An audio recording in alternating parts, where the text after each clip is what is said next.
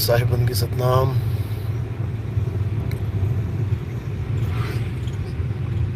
तो आज दाहोद में मूल ज्ञान का प्रचार है।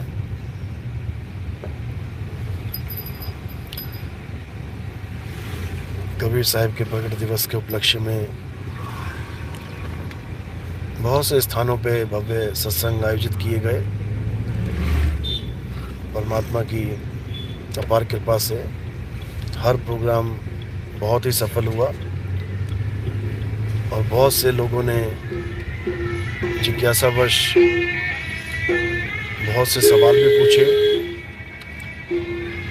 और जिज्ञासा शांत होने के बाद सत्य को समझ भी पाए। धीरे धीरे धीरे ऐसे ही सत्य का डंका पूरे विश्व में बसता जाएगा और परमात्मा के विवेकी हंस एक झंडे के नीचे आते जाएंगे और ये जितना भी पाखंडवाद परमात्मा के नाम पे चल रहा है ये सब खत्म और एक सत्य को जान के सब सतनाम के झंडे आएंगे। ये होके रहेगा, इसमें कोई शक नहीं है। तो आज का सत्संग दाहोद में है और कल अमरेली में होगा। परसों का सत्संग स्टार्ट होंगे। गुरु पूर्णिमा सत्संग जोधपुर में, अहमदाबाद में है। भव्य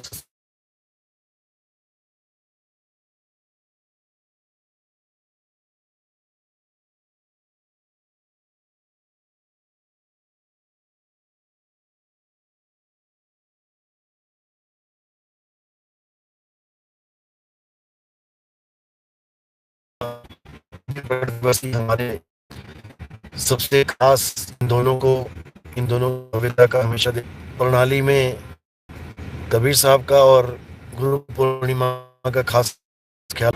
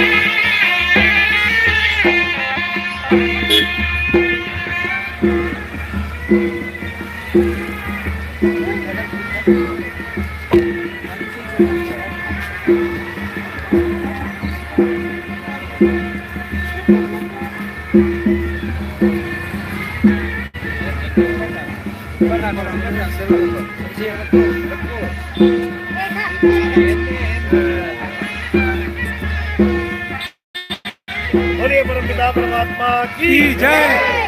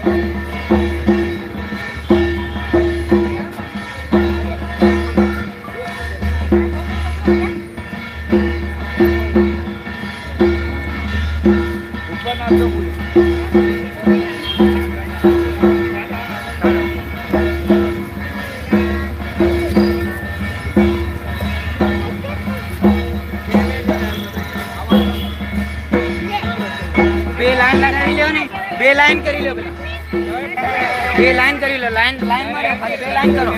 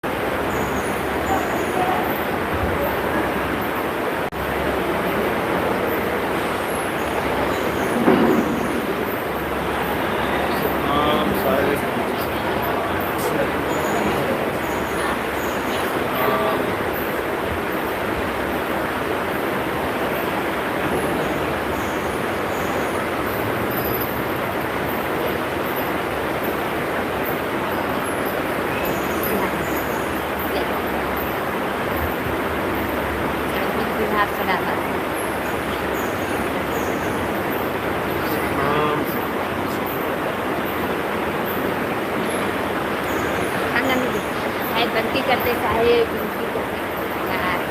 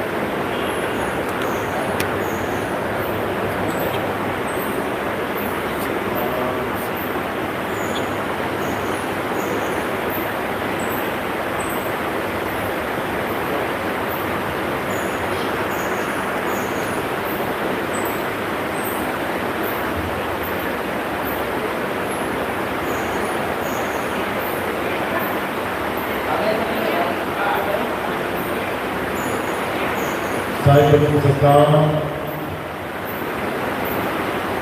तो आज परमपिता परमात्मा की अपार कृपा से बड़ी छोट के अपार दया से सदगुरु कबीर साहिब के बड़े दिवस के उपलक्ष्य में दाहोद में गुजरात में ये मूल ज्ञान का सत्संग आयोजित किया गया है। बहुत बड़े भाग होते हैं होंगे जो अपने पूरे जीवन काल में एक बार भी इस मूल ज्ञान को सुन पाते हैं, और उससे भी बड़े भाग होते हैं उन जीवों के जो इस मूल ज्ञान को थोड़ा सा भी समझ पाते हैं। क्योंकि सुनना आसान है, घंटा 2 घंटा बैठ के सुन के चले गए, लेकिन इस ज्ञान को समझना बहुत मुश्किल है। ये केवल उसकी समझ में आता है जिस पर परम पिता परमात्मा की दया हो, परमेश्वर की कृपा हो, गुरु की मेहर हो, तब जाकर ये ज्ञान समझ में आता है। अन्यथा इस ज्ञान को कोई नहीं समझ सकता, क्योंकि है ही इतना अटपटा ज्ञान। इसीलिए साहिब समझाते हैं, अटपट ज्ञान कबीर का झटपट लखा न जाए, और जो इसको झटपट रखे तो सब खटपट मिट जाए। क्योंकि संसार में जितना भी ज्ञान फैला हुआ है आज तक, जितने भी ऋषियों ने, मुनियों ने, पंडितों ने, मौलाना काजियों ने, कोई पृष्ठों ने, कोई सरदार भाइयों ने जितना भी ज्ञान फैलाया, ये साकार और निराकार यानी निर्गुण व सद्गुण का ही ज्ञान फैलाया। आप किसी भी पंथ में चले जाओ, किसी भी धर्म में चले जाओ और पूछो कि परमात्मा साकार है या निराकार, आपको या तो वो साकार कहते नजर आएंगे या फिर निराकार। इन दोनों के अलावा तीसरा कोई ज्ञान संसार में है ही नहीं। इसके अलावा जो असली ज्ञान है वो केवल और केवल सद्गुरु कबीर साहब के पास है। वही आपको समझाते हैं कि निर्गुण सद्गुण दोनों से न्यारा, और कहें कबीर सो राम हमारा, जो हमारा वाला राम है, जो हमारा परमपिता परमात्मा है, वो ये साकार निराकार सद्गुण निर्गुण नहीं है, वो इन दोनों से न्यारा है। लेकिन वो है क्या, उसको जानने के लिए आपको सत्संग सुनने पड़ते हैं। उसको जानने के लिए आपको नाम दीक्षा लेके भक्ति करनी पड़ती है। उसको जानने के लिए आपको साधना करनी पड़ती है। और जब तुम्हारी सुरत सज जाती है तब निर्गुण सद्गुण दोनों से न्यारा वो राम प्रकट हो जाता है। किसी ने साहिब समझा रहे, कहे कबीर सुनो भाई साधो, अपनी सूरत को साधो। उसको जानना है तो अपनी सूरत को साधो, और जब साधोगे तो वो नाम मिलेगा जिससे ये बोला शब्द स्वरूपी नाम। वो शब्द स्वरूपी नाम है जो सद्गुण निर्गुण दोनों से न्यारा है। तो आज इस सद्गुण और निर्गुण से न्यारे राम के बारे में अच्छे से जानेंगे, तभी सारे भ्रम खत्म होंगे, तभी सारी जिज्ञासाएं शांत होंगी। तो आज का सत्संग शुरू करने से पहले परम पिता परमात्मा के नाम पे जयकारा लगाएंगे और फिर सत्संग शुरू करेंगे। बोलिए परम पिता परमात्मा की, सतगुरुमती छोड़ कबीर साहेब की, सतगुरुमती साहेब की, दिवाकरपति साहेब की, सतगुरु राम सेवक साहेब की, सतगुरु राजपति साहेब की, करीमपुर धाम की, सभी भक्तों की, भंडार में आए सभी भक्तों की, इनके माता पिता गुरुदेव की, इस गांव नगर बस्ती की, आज के आनंद की सकल हस्ती मंडली साहेब की सत्ता। तो ये ज्ञान जिसे मूल ज्ञान कहते हैं, ये सारे जगत से न्यारा ज्ञान है। सारा संसार अगर एक तरफ जा रहा है तो मूल ज्ञान को समझने वाला दूसरी तरफ जाएगा। सारा संसार पश्चिम की तरफ जा रहा है तो मूल ज्ञान समझने वाला पूरब की तरफ जाएगा। क्योंकि ये ज्ञान सारे संसार से उलट ज्ञान है, उलट जिधर सारा संसार जा रहा है वो माया है, और जिधर तुम ज्ञान समझने के बाद जाओगे वो सत्य है। सत्य और माया एक साथ नहीं रह सकते, सत्य अलग और माया अलग। अब हमने सत्य को नहीं जाना, इसलिए माया का साथ करके बैठे हुए, इसीलिए जड़ और चेतन की गांठ लगी हुई है, क्योंकि उस महाचेतन को नहीं जानता। तो कबीर साहब क्या कह रहे हैं, पहले इस जड़ चेतन की गांठ को खोलो। जड़ चेतन का करे निबेड़ा और कहे कबीर सो हंस है मेरा। ये जड़ के साथ चेतन जीव ये जुड़ा बैठा है, इसीलिए इस जड़ को यानी शरीर को जीवित करके बैठा है। ये शरीर जड़ होता हुआ भी, मुर्दा होता हुआ भी खा रहा है, पी रहा है, चल रहा है, दौड़ रहा है, सब कुछ कर रहा है। किसकी वजह से? जीव की वजह से। इसीलिए साहिब समझा रहे हैं कि पहले जीव को जानो, ये जीव इस काया में कैसे जुड़ा हुआ है, पहले इसको पहचानो, तभी तो इस जीव की मुक्ति होगी। मुक्ति किसकी करवानी है? जीव की। लोग गलती से समझने लग जाते हैं कि मुक्ति मन की होगी। अरे मन तो बंधन में डाल के बैठा है जीव को, मन से तो जंग है, मन से तो युद्ध होगा। मुक्ति जीव की करवानी है। ये बंधन में जीव फंसा हुआ है, इस बंधन से जीव को मुक्त होना है। समझा है? बहुत बंधन में बांध दिया एक बेचारा जीव, और केवल छूटे आपने जो न छुड़ाए पीर। यानी सारे बंधनों में कौन बंधा हुआ है? ये जीव बंधा हुआ है। अब इसे छुड़वाएगा कौन? इसे पीर छुड़ाएगा। जो केवल जीव को ही सर्वे सर्वा मान के बैठ गए, जो कहते हैं जीव ही सब कुछ है, क्योंकि बहुत सारे पद चल रहे हैं जो जीव सत्ता को ही सत्य मानते हैं, जैसे पारक सिद्धांत वाले, ये जीव को ही परमात्मा मान के बैठे हैं। लेकिन जीव परम सत्ता नहीं है, जीव बंधन में बंदी है। अब उस बंदी को छुड़ाने वाला बंदी छोड़ कहना होता है। तो कह रहे केवल छूटे आपने जोड़ छुड़ाए पीर।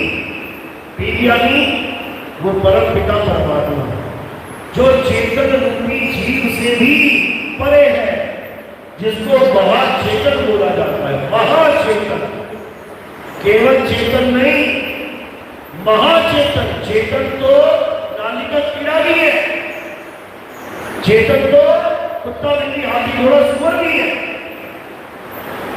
चेतन तो 84 लाख का जीव है। लेकिन परमात्मा क्या है?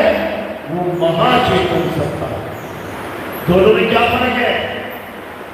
वो महाचेतन सत्ता कभी आती जाती नहीं है, कभी शरीर धारण नहीं करती। ये 5 तत्वों का जन्म मरण से निर्मित, वो कभी हम सागर में नहीं आती, मां के गर्भ में उल्टा लटक के। वो इस संसार में या कहीं और आती जाती नहीं है, वो एक जगह स्थित है। वो परम चैतन्य, वो महाचैतन्य, वो एक जगह स्थित है, वो अडोल है, वो कह है, वो नाम है, वो चल है, वो सदा सदा स्थिर रहने वाला है। और जीव ये आता है जाता है, ये बार बार शरीर धारण करता है, बार बार शरीरों को उतार देता है, ये पुनर्जन्म में वापस चला जाता है। एक बार शरीर धारण किया, इसको जन्म कहते हैं, फिर शरीर उतारा, इसे मृत्यु कहते हैं, फिर शरीर धारण कर ले जाएगा, फिर छोड़ेगा, फिर मृत्यु होगी। जन्मते मरते, जन्मते मरते, जन्मते मरते, जन्मों जन्म बिता देगा इस संसार में, लेकिन इसकी मुक्ति नहीं हो सकती। और ना ही ये संसार कभी खत्म हो सकता है, ये कभी खत्म नहीं होगा, ये चलता रहेगा, चलता रहेगा, चलता रहेगा। और ये जीव इसमें आता रहेगा, जाता रहेगा, आता रहेगा, जाता रहेगा। कुत्ता, बिल्ली, हाथी, घोड़ा, सांप, बिच्छू, पता नहीं क्या क्या बनता रहेगा, बिगड़ता रहेगा, बनता रहेगा, बिगड़ता रहेगा। अब इस कहानी को खत्म करना है, अब इस जन्म मरण को खत्म करना है, तो केवल एक फार्मूला है। 2, 3, 4, 5 नहीं है, केवल एक फार्मूला, और उसे आत्म ज्ञान कहते हैं। कौन सी आत्मा का ज्ञान? अचल आत्मा का ज्ञान। और ज्ञान किसको प्राप्त होगा? चल आत्मा यानी जीव आत्मा को उस अचल आत्मा का ज्ञान प्राप्त होगा, तभी इसका कल्याण होगा, तभी इसका जन्म मरण का बंधन समाप्त होगा। इसके अलावा और कोई चारा नहीं है। इसके अलावा ये जप, तप, पूजा, पाठ, हवन, यज्ञ, परिक्रमाएं, कोई नमाज पढ़ना, प्रेयर करना, अरदास करना, या किसी भी तीर्थ स्थान पे जाके माथे टेकना, या किसी पीपल की, किसी बरगद की, तुलसी की पूजा करना, या किसी भी जानवर को भगवान मान के पूजना, उसकी सेवा करना, जैसे गाय की सेवा करते हैं लोग, चाहे कुछ भी कर लो, ये जन्म मरण का रोग खत्म होने वाला नहीं है। ये रोग अगर खत्म होगा तो केवल और केवल अचल आत्मा के ज्ञान से। इसी को आत्म ज्ञान कहते हैं। कबीर साहब कहते हैं, जल में नींद प्यासी, मुझे देखते आवे हंसी, आत्म ज्ञान बिना नर भटके, कभी काबा कभी काशी। यानी बिना आत्म ज्ञान के, कौन सी आत्मा का ज्ञान? अचल आत्मा का ज्ञान। ये जीवात्मा ये नहीं कि तुम जीवात्मा को ही परमात्मा मान के बैठ जाओ, क्योंकि 90% लोग यही मानते हैं कि परमात्मा हमारे शरीर में रहता है। किसी को पूछो परमात्मा कहाँ रहता है, तो कहेंगे तेरे शरीर में रहता है, तेरी काया में रहता है, या मंदिर बोल देंगे, मंदिर मस्जिद, या कह देंगे काया। इन दोनों के अलावा और कोई स्थान ही नहीं। या तो बाहरमुखी संसार में बोल देंगे, या फिर अंतर्मुखी इस काया के अंदर बोल देंगे। बाहरमुखी और अंतर्मुखी, इन दोनों के अलावा ये मुख कहाँ रखना है ये कोई जानता ही नहीं है। या तो तुम बाहर देखोगे, उसको बाहरमुखी कहते हैं, या आंखें बंद करके अंदर देखोगे, इसे अंतर्मुखी कहते हैं। बाहरमुखी और अंतर्मुखी के अलावा कोई नहीं जानता कि परमात्मा कहाँ हो सकता है। इसी दोनों में अटके पड़े हैं सारे। यही कबीर साहब बार बार समझा रहे हैं। सर्वगुण संसार और निर्गुण निराकार, इसमें परमात्मा नहीं है। कहते हैं वो तो कहाँ ढूंढे रे बंदे, मैं तो तेरे पास में, ना मंदिर में, ना मस्जिद में, ना काबे कैलाश में। पहले तो बाहर का खेल खत्म कर दिया कि मंदिर मस्जिद में, इन पहाड़ों में, नदियों में, इन जंगलों में मत ढूंढने चले जाना, जन्म बर्बाद हो जाएगा, मैं यहां नहीं मिलूंगा। अब आगे क्या कर रहा है इंसान? अगर यहां से बच गया तो कहां फंसेगा जाके? जप में, तप में, व्रत उपवास में। तो कहते ना मैं जप में, ना मैं तप में, ना मैं व्रत उपवास में। इसको भी खत्म कर दिया, यहां भी नहीं मिलने वाला। अब क्या बचा? अब बची ये काया, ये श्वासा। तो कहते नहीं प्राण में, नहीं पिंड में, और ना ब्रह्मांड आकाश में।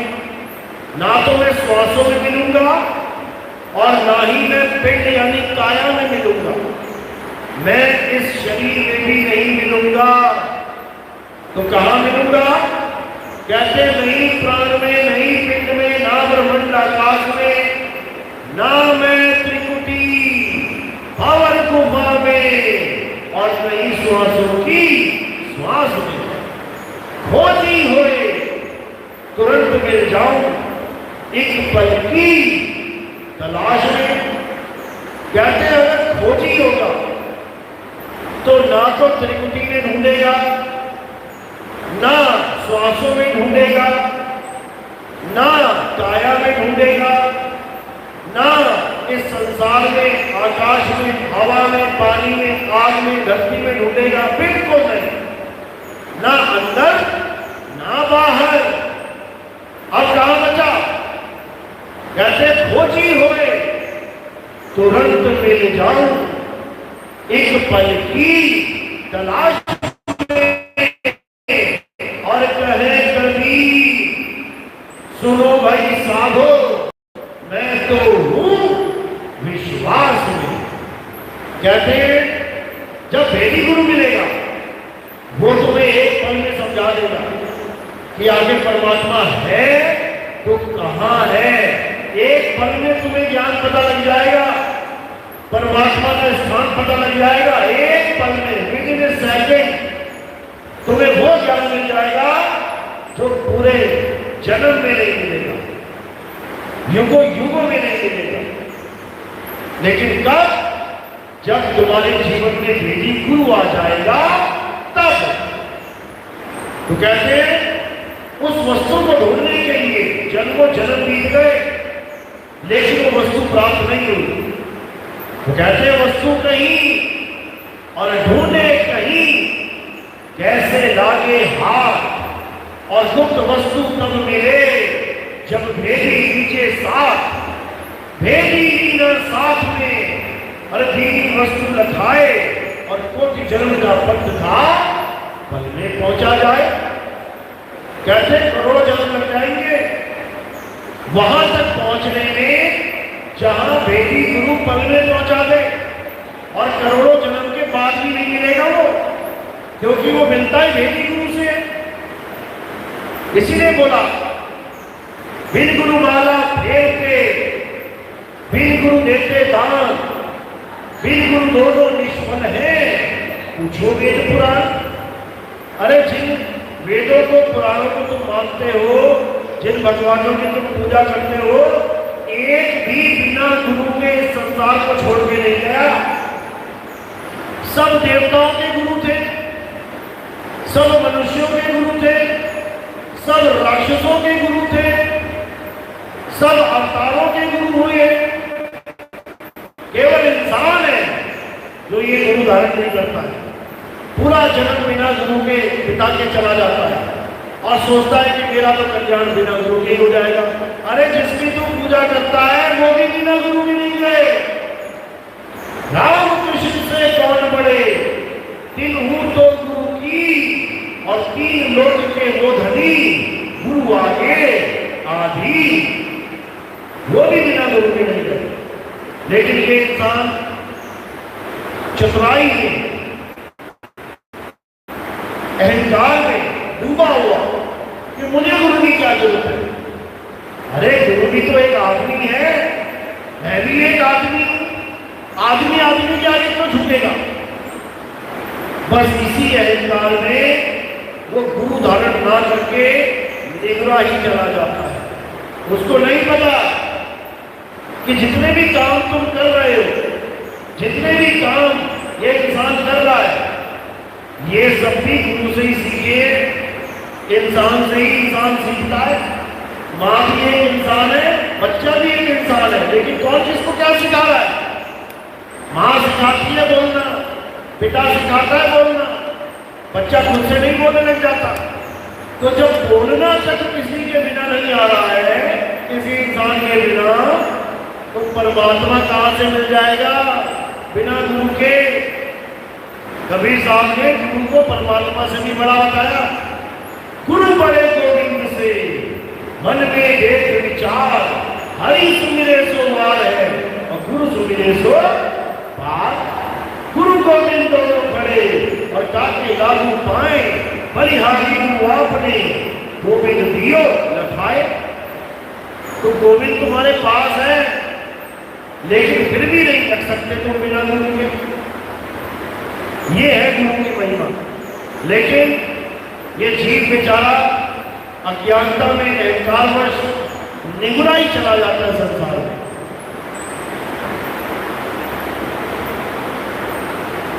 आता भी निगुरा है और जाता भी निगुरा है। करे तो करे क्या?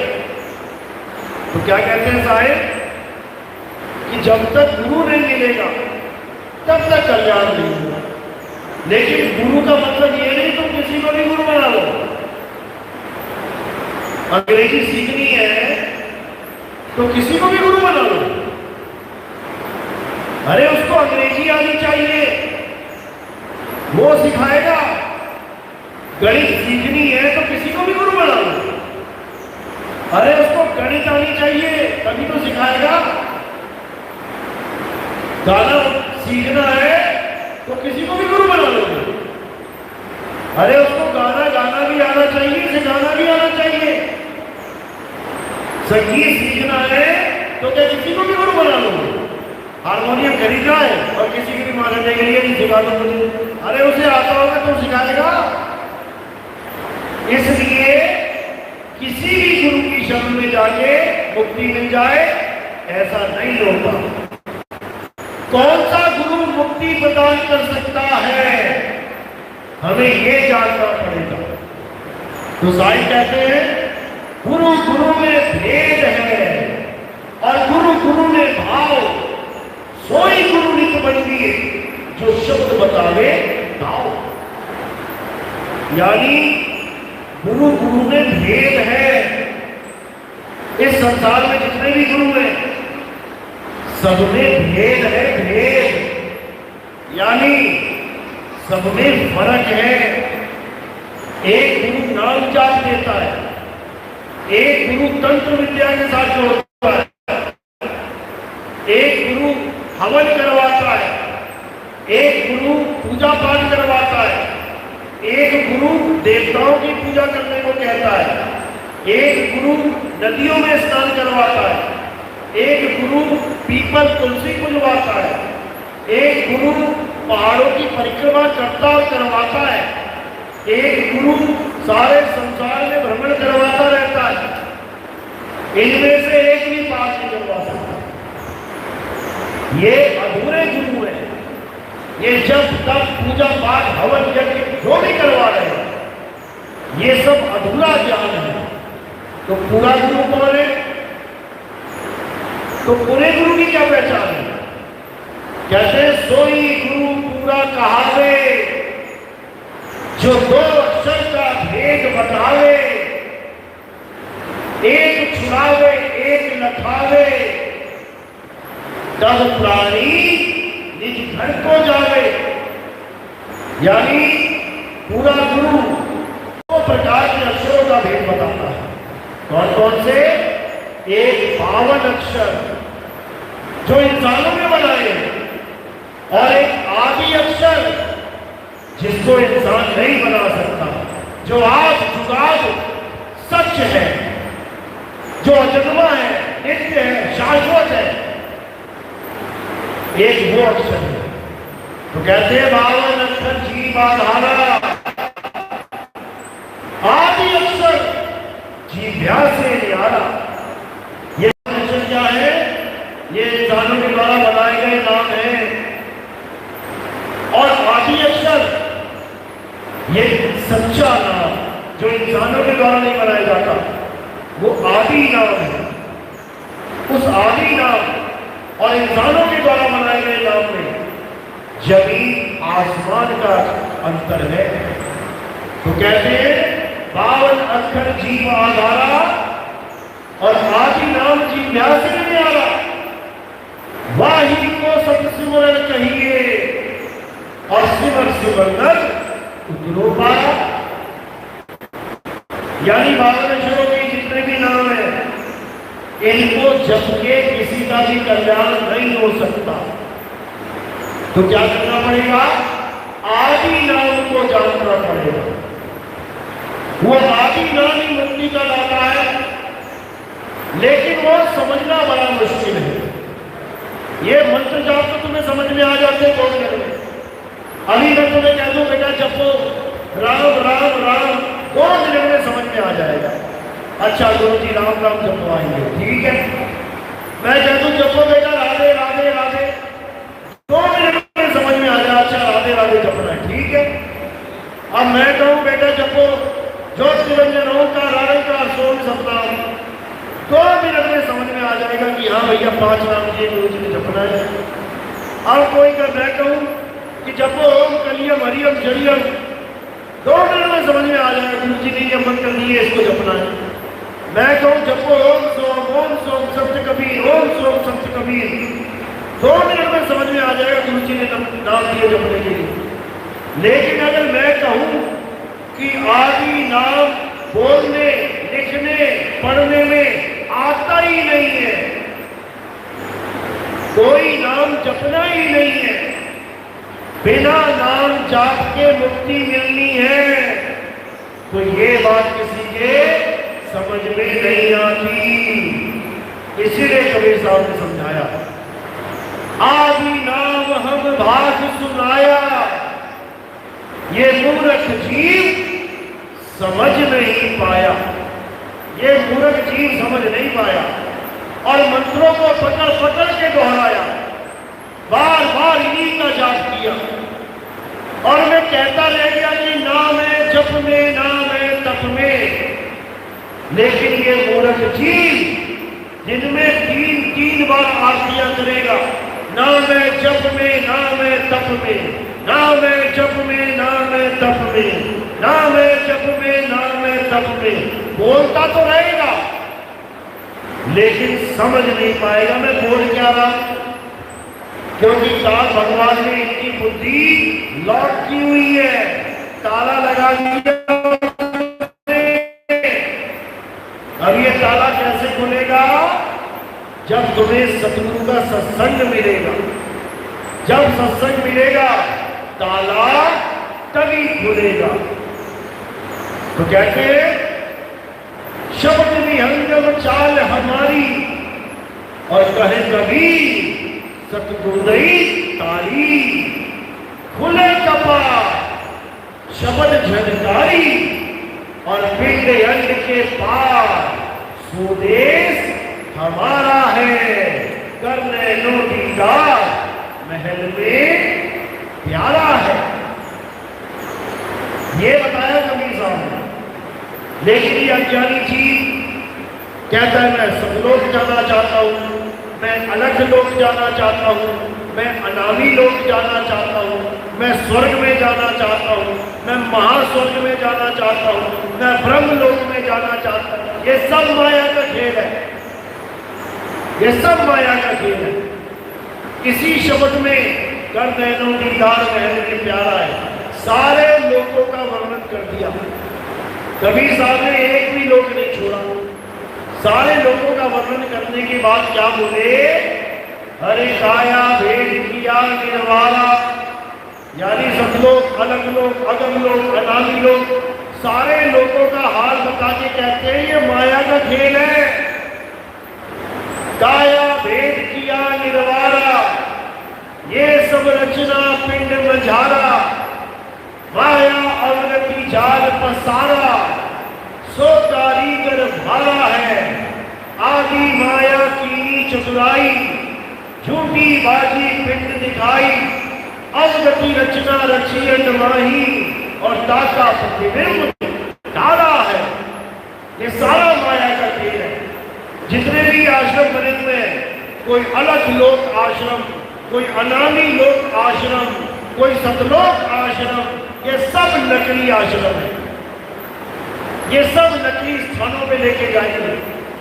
ये जिन स्थानों पे लेके जाएंगे वहां तुम्हें पहाड़ भी दिखाई देंगे, वहां तुम्हें दूध की नदियां भी दिखेंगी, वहां तुम्हें सोने के पहाड़ के साथ हीरे चांदी जवाहरात सब कुछ दिखाई देगा। बड़े बड़े महल दिखाई देंगे, बड़े बड़े हवाई जहाज दिखाई देंगे। बताओ, हवाई जहाज अभी कलयुग में बनाया इंसान ने, और वो पहले से बना रखा माया ने वहां पे। ये सब भरम जाल है। ये बिल्डिंगें अब बनी है कलयुग में लंबी लंबी, और वहां कह रहे हैं कि बड़ी बड़ी बिल्डिंगें बनी हुई हैं। ये सब माया का जाल है, ये सब कोरी कल्पना का जाल है। जो जो तुम देखते जा रहे हो तुम्हारे माइंड में फीड होता जा रहा है। जो जो तुम देखते जा रहे हो तुम उसकी कल्पना करते जा रहे हो, और ये मन तुम्हें सारी कल्पना दिखा देता है। ये कल्पना के लोग हैं, ये माया के लोग हैं। इन माया के लोगों में नहीं फंसना। तो साईं यही समझा रहे हैं, आदि माया की चतुराई, बड़ी चालाकी करी इस माया में।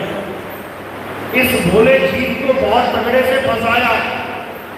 आदि माया की चतुराई, झूठी बाजी पिंड दिखाई, अवगति रचना रची अंगमाही, ताका प्रतिबिंब डाला है।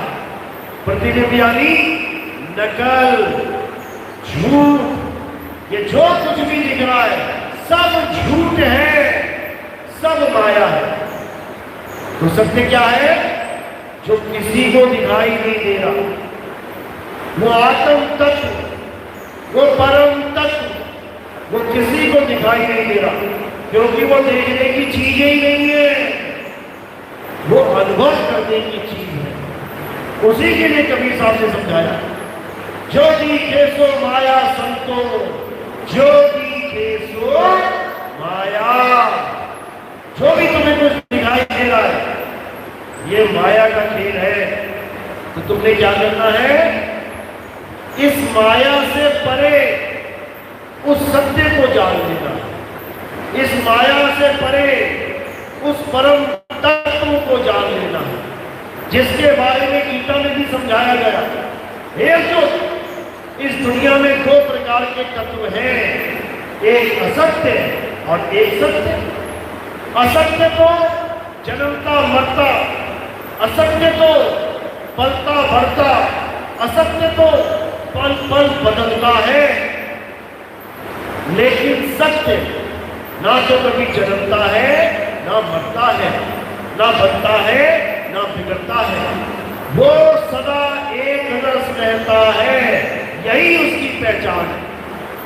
तो कबीर साहब यही समझा रहे हैं कि जो बदल जाए वो माया है। जो इन आंखों से दिख रहा है ये सब बदल रहा है, सब माया ही है।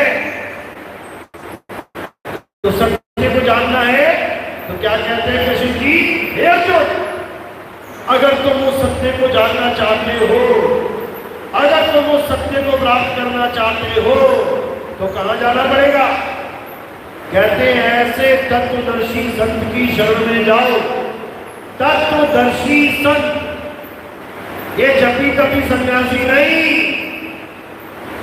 तत्वदर्शी संत जो तुम्हें दोनों प्रकार के तत्वों का भेद बता दे, उसे तत्वदर्शी संत कहते हैं।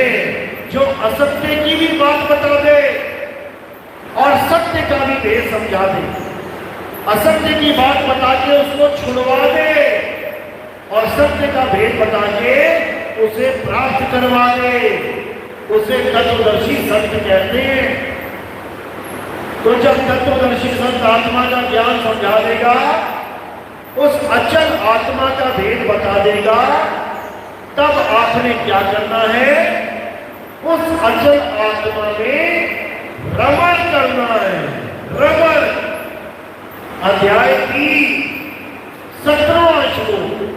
अर्जुन, जो अपनी आत्मा में रमण करते हैं, जो अपनी आत्मा में तृप्त है, जो अपनी आत्मा में संतुष्ट है, उनके लिए कोई धार्मिक कर्म कर्तव्य लागू ही नहीं होता। धार्मिक कर्म कर्तव्य मतलब हिंदू है तो मंदिर जाए, पूजा पाठ करें, हवन यज्ञ करें, आरतियां गाएं, चालीसा गाएं, शिवलिंग की पूजा करें। मुस्लिम है तो कुरान पढ़े, नमाज पढ़े, मस्जिद में जाए, रोजा रखे। ईसाई है तो चर्च में जाए, प्रेयर करे, ईसा मसीह की पूजा करे। सिख है तो गुरुद्वारे जाए, गुरु ग्रंथ साहब को पढ़े, नाम जपे, लंगर में सेवा करे, गुरुद्वारे में सेवा करे। ये सब धार्मिक कर्म कर्तव्य हैं, ये सब पे लागू होते हैं। हिंदुओं पे, मुसलमानों पे, सिखों पे, ईसाइयों पे, सब पे लागू होते हैं। लेकिन कहते हैं लेकिन जो अपनी आत्मा में अमल करते हैं, जो अपनी आत्मा में तृप्त है, जो अपनी आत्मा में संतुष्ट है, उनके लिए कोई धार्मिक कर्म कर्तव्य लागू ही नहीं होता। यानी सारे कर्म कांडों से, सारे धर्म कांडों से आपको छुट्टी मिल जाती है। किसी भी काम को करने की जरूरत नहीं, आप केवल एक काम करना है, और वो क्या है? सूरत समाए शब्द में, वाको काल न खाए, और ये जाप मरे, अजपा मरे, अनहद भी मर जाए। ये जाप, अजपा, अनहद भी उसी धार्मिक कर्म कर्तव्य में आते हैं। भगवानों का नाम जपना, भले जीभ से जपे, मन में जपे, सांसों में जपे, कान बंद करके पांच तत्वों की आवाजों को सुने, ये सब एक ही काम है। ये एक ही चीज के अलग अलग रूप में। जपा भगवान के नाम को ही जा रहा है, जपा श्वासों में भगवान के 52 अक्षरी नाम को ही जा रहा है, उस 52 अक्षर इंसानी नामों को ही जपा जा रहा है, सब एक ही है। इसलिए इसको किनारे कर दिया और सत्य को उजागर कर दिया। सूरत समाए शब्द में, और वाको काल न खाए। सारे संसार को काल खाएगा और खा ही रहा है। चले जाओ शमशान घाट में, देखो रोज लाशें आ रही हैं। बड़े शहर में चले जाना, एक नहीं 50-50, 100-100 लाशें एक ही शमशान घाट में आ रही है, और कई कई शमशान घाट है। हजारों लाखों लोग मर रहे हैं रोज। कौन खा रहा है इन्हें? इन्हें काल ही खा रहा है। कबीर साहब समझा रहे हैं, 3 लोग एक जेल है, पाप पुण्य दो दाल, सारा जग भोजन बना, खाने वाला काल। ये काल भगवान सारे जग को खा रहा है, लेकिन उसे नहीं खा सकता जो आत्म ज्ञान को प्राप्त कर ले। उसके लिए साहिब ने क्या बोला? बचना चाहो काल जाल से, तो चीनो शब्द हमारा, और कहे कभी अमर करना तू, जो निज होए हमारा। जो हमारा हो जाएगा वो सदा सदा के लिए अमर हो जाएगा, और जो हमारा नहीं हुआ फिर उसको काल ही खाएगा। अरे जो ना माने कहा हमारा, राम रहा उन्हू से न्यारा। तो अगर परमात्मा को पाना है तो कबीर साहब के बताए मार्ग में चलना ही पड़ेगा, नहीं तो इस जन्म मरण से कभी छुटकारा मिलने वाला नहीं है। तो कबीर साहब क्या करते हैं? इस जीवात्मा को काल के जाल से मुक्त करवाते हैं, अमर करवा देते हैं उसको। काल का जाल क्या है? जन्म और मरण। और कबीर साहब की दया क्या है? अमरता, अमर कर देते हैं वो। समझा भी रहे हैं, अमर करूं सतलोक पठाऊं, और दाते बंदी छोड़ कहूं। यानी मैं इन जीवों के बंधों को छुड़ाने के लिए आया हूं। ये जितने भी जीव संसार में भटक रहे हैं, इन सबको छुड़ाने वाला बंदी छोड़ मैं ही हूं। लेकिन ये मेरा कहा नहीं मानते, इसलिए मैं ये छुड़ा नहीं पाता। जो ना माने कहा हमारा और राम रहा उन्हों से न्यारा। वो मेरा कहा नहीं मानते तो उन्हें राम नहीं मिलता। अब राम नहीं मिलेगा तो क्या मिलेगा? फिर 84 का धाम मिलेगा। ये लक्ष्य 84 का धाम, ये काल का लोक, मृत्यु लोक मिलेगा। इसलिए अब इस मृत्यु लोक से बचना है और अपने सत्य स्वरूप को प्राप्त करना है, तभी कल्याण होगा, नहीं तो नहीं हो सकता। मेरी बात समझ में आ रही है? हाथ खड़ा करो जिससे आ रही है, जिसकी आ रही है वही करना। चलो अच्छी बात है। अब क्या करना है? अब अपने आत्म स्वरूप को, जिसे अचल आत्म स्वरूप कहते हैं, जिसे सत्य स्वरूप कहते हैं, जिसे शब्द स्वरूप कहते हैं, उस स्वरूप को जानना है और इस नकली स्वरूप को त्यागना है। यानी रोज इसको त्यागने की कोशिश करनी है। ट्रेन के आगे नहीं खड़े हो जाना त्यागने के लिए। रोज अपने स्वरूप को याद करना है 24 घंटे। तो क्या होगा? इस नकली स्वरूप से ध्यान अपने आप हटने लग जाए। और जब इससे ध्यान हटेगा तो तुम्हें तुम्हारा यथार्थ स्वरूप प्राप्त होगा। वही परमपिता परमात्मा है जो तुम्हारा सत्य स्वरूप है, वही अचल आत्मा है, उसी को पीर कहते हैं। इसलिए कबीर साहब ने समझाया, कह रहे सत्य स्वरूपी नाम साहिब का, सो निज नाम हमारा, हम सबका निज नाम, वही परमपिता परमात्मा का असली नाम सत्य नाम है। इसीलिए हम गुरु के पास सत्य नाम लेने जाते हैं कि गुरु जी मुझे परमात्मा का सच्चा नाम दे दो।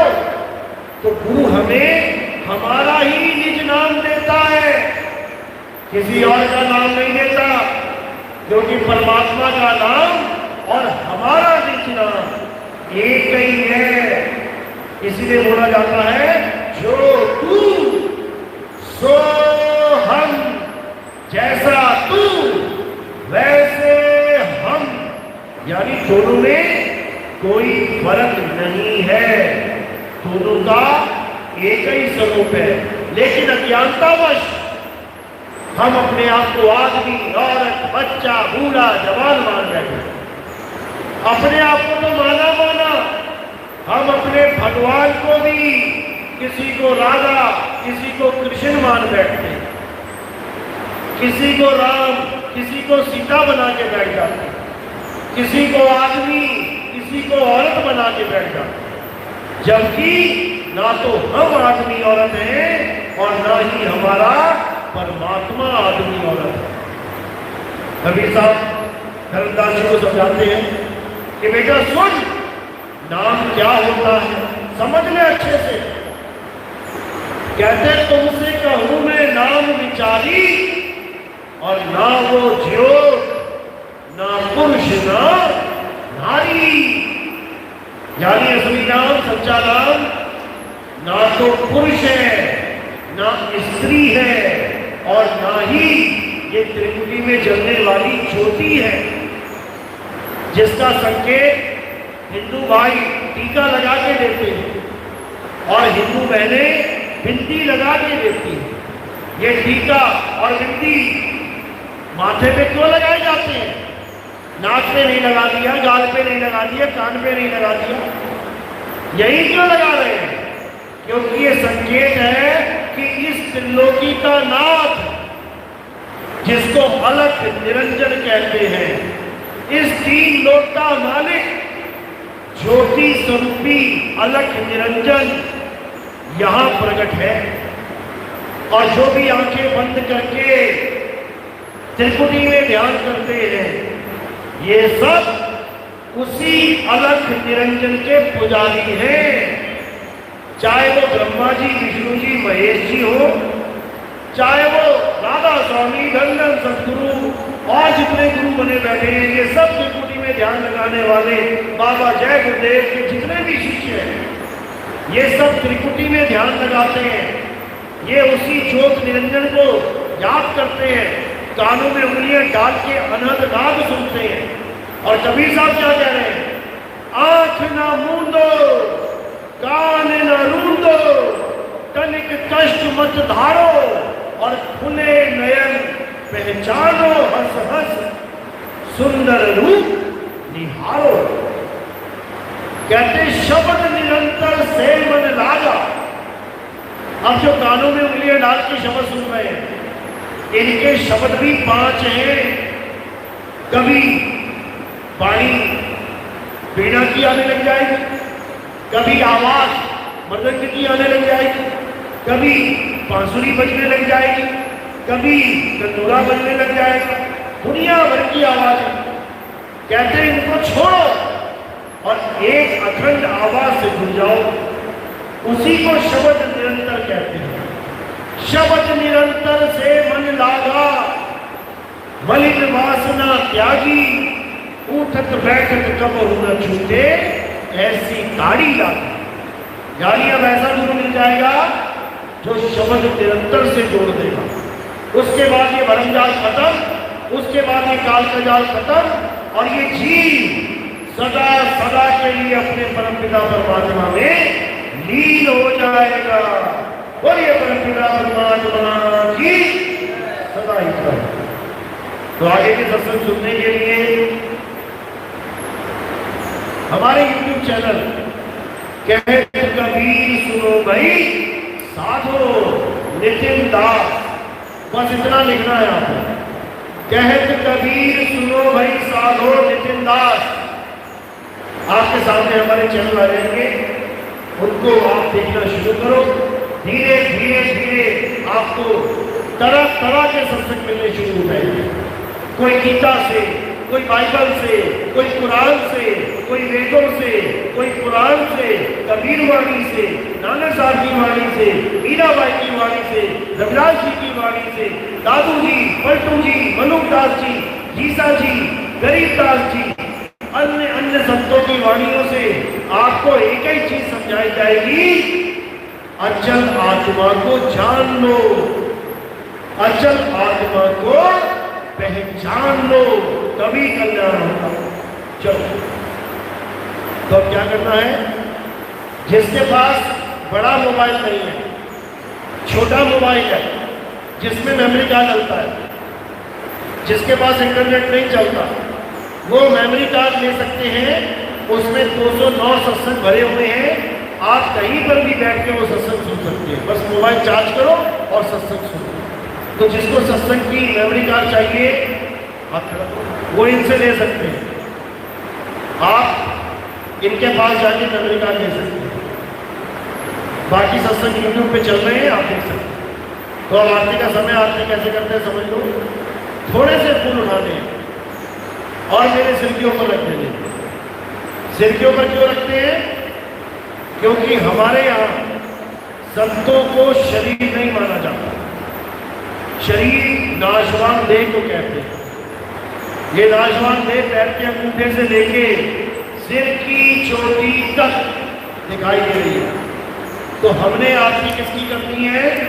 हमारे यहाँ आत्मदेव की आरती होती है, हमारे यहाँ संतों की आरती होती है। तो आपने ये फूल काया से परे रखने। जब काया से परे रखेंगे तो ये आत्मदेव को समर्पित हो जाते हैं। तो फूल आपने सिर पे रखने हैं और प्रचार प्रसार में कोई योगदान करना चाहता है तो सेवा पैरों में रखेंगे। उस सेवा से हम क्या करते हैं? हमारा प्रोग्राम टीवी चैनल पे भी चलता है। आप सुबह सुबह ईश्वर टीवी और साधना टीवी लगा के बैठेंगे, 6:45 बजे बैठ जाना। आपको अलग अलग बाबा जी दिखाई देंगे जो अलग अलग प्रचार करते बैठे हुए हैं। कोई कहेगा राम राम जप ले तेरा कल्याण हो जाएगा, कोई कहेगा राधे राधे जप ले तेरा कल्याण हो जाएगा, कोई कहेगा विष्णु विष्णु जप ले कल्याण हो जाएगा, कोई कहेगा अल्लाह अल्लाह जप ले, कोई कहेगा वाहिगुरु वाहिगुरु जप ले। जब ये 1 घंटा 2 घंटा बोल के चले जाएंगे तब मैं आ जाऊंगा और मैं क्या बोलूंगा, अगर परमात्मा को पाना चाहते हो तो नाम जाप छोड़ दो और परमात्मा से सूरत को जोड़ दो, तब होगा कल्याण। ये नाम जपने से ना तो किसी का कल्याण हुआ है और ना ही कभी होगा। इसीलिए आत्म ज्ञान को जानो, आत्म ज्ञान को पहचानो। बोलिए परमपिता परमात्मा की सदा ही जय हो। साहित्य